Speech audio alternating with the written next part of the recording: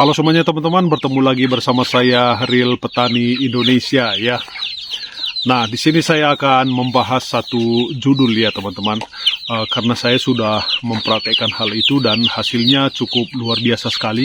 Bagaimana ayam kampung organik bisa dibuat rendah lemak teman-teman. Nah, cepat besar dan dagingnya padat. Nah, rahasianya ada di pakan diet protein tinggi. Nah, mari kita bahas sampai tuntas teman-teman.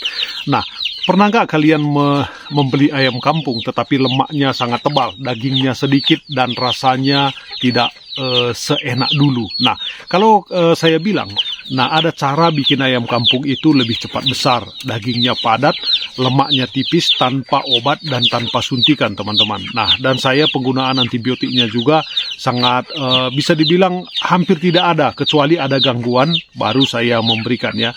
Nah, mau tahu caranya? Nah, ini bukan sulap tetapi soal pakan yang tepat. Nah, mari kita bongkar rahasianya teman-teman.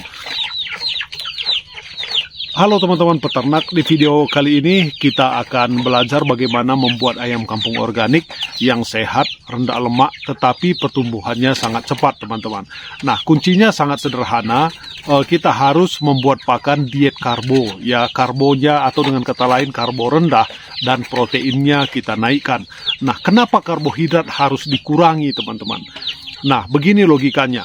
Kalau ayam kebanyakan makan jagung dan dedak, itu karbohidrat tinggi. Nah, energi yang tidak terpakai akan berubah menjadi lemak, menumpuk di bawah kulit, di bokong, dan di perut ayam, teman-teman. Nah, akhirnya ayam terlihat gemuk, tetapi dagingnya hanya sedikit. Nah, sedangkan kalau protein tinggi, tubuh ayam memakainya untuk pembentukan otot dan jaringan. Nah, hasilnya dagingnya padat, cepat tumbuh, dan lebih gurih. Nah, protein apa yang bagus untuk ayam kampung, teman-teman? Nah, ini adalah sumber protein yang paling mudah didapat dan murah. Nah, yang pertama yaitu konsentrat ayam organik. Nah, kita bisa membelinya di toko pakan. Terus ada maggot ataupun larva BSF, teman-teman. Dan kita juga bisa menggunakan tepung ikan ataupun tepung kedelai, tetapi sebaiknya dari hewani ya teman-teman. Nah, ada juga ampas tahu ataupun tempe. Nah, kita bisa menggunakan asola dan daun katu ya teman-teman. Nah, cacing tanah juga boleh. Misalnya kita membuat cacing tanah dan kita mengembangbiakannya, dan itu bisa menjadi sumber protein yang sangat bagus. Nah, targetnya seperti usia ayam kampung, kampung ya teman-teman. Kadar proteinnya usia 0 sampai 6 minggu itu sekitar 20-24%, dan 6 sampai 12 minggu itu kita bisa menggunakan 18 sampai 20% teman-teman. Nah, 12 minggu ke atas kita bisa menggunakan proteinnya itu 16 sampai 18%. Nah, kalau kita membuat pakan ya kita harus mengingat karbohidrat dikurangi supaya ayam yang kita pelihara itu rendah lemak ya. Nah, jagung itu sedikit saja. Nah, dedak itu buat serat ya, bukan hal yang utama teman-teman. Nah, misalnya kita membuat pakan diet protein tinggi ya teman-teman, contohnya misalnya 10 kilo. Nah, kita bisa langsung praktekkan seperti misalnya konsentrat ayam 4 kilo, tepung ikan atau maggot 3 kilo, dedak 2 kilo, asola 1 kilo. Nah, tambahkan juga kunyit dan bawang putih tumbuk sedikit sebagai antibakteri dan anti cacing teman-teman. Nah, kita harus mencampurnya rata sampai selesai. Kalau ada suplemen asam amino seperti L-lisin, methionine, dan juga treonin, itu tambah bagus lagi ya teman-teman. Nah, asam amino ini bisa bikin otot ayam tumbuh cepat, bukan lemak yang bertumbuh teman-teman. Nah, terus kita membahas aktivitas ayam.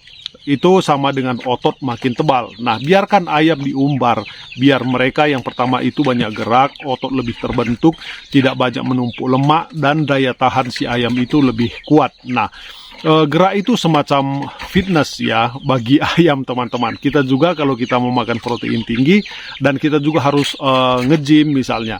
Nah, dan setelah saya praktekkan teman-teman, selama 1 tahun saya di kampung dan hasilnya luar biasa. Nah, kalau kalian terapkan pola ini, biasanya hasilnya seperti pertumbuhan 2,5 sampai 3,5 bulan sudah bisa panen. Nah, lemak di bawah kulit sangat tipis. Dan kalau kita jual pun itu ya enak ya teman-teman ya, daging padat dan kenyal. Nah, kulit lebih bersih dan kencang teman-teman. Dan nafsu makan ayam juga itu sangat bagus. Nah, ayam lebih aktif dan tidak mudah sakit ya. Jadi bukan cuma cepat besar tetapi lebih sehat juga. Terus keuntungannya buat peternak apa teman-teman? Keunggulan ayam organik rendah lemak ini tentu saja nilai jualnya sangat tinggi dan juga sangat cocok buat restoran ataupun hotel. Nah, konsumen lebih suka karena sehat dan gurih teman-teman. Nah, dan juga perputaran modal pasti lebih cepat kalau kita disukai konsumen ya. Tetapi untuk saat ini saya tidak menjualnya teman-teman, hanya buat konsumsi pribadi. Nah, bayangkan masa panen lebih singkat, kita bisa ternak lebih banyak dalam 1 tahun. Nah, tips tambahan dari saya teman-teman, supaya hasilnya maksimal, air minum si ayam ini harus selalu bersih dan juga kandangnya harus bersih, pencahayaan cukup ya teman-teman, seperti di belakang ini ya, sengnya menghadap matahari saya angkat tinggi. Nah, dan kita juga harus memberi vitamin dan mineral 2 minggu sekali. Nah, perhatikan keseimbangan pakan, jangan protein doang. Karena kalau protein terlalu tinggi tanpa mineral, ayam bisa stres stres metabolik teman-teman.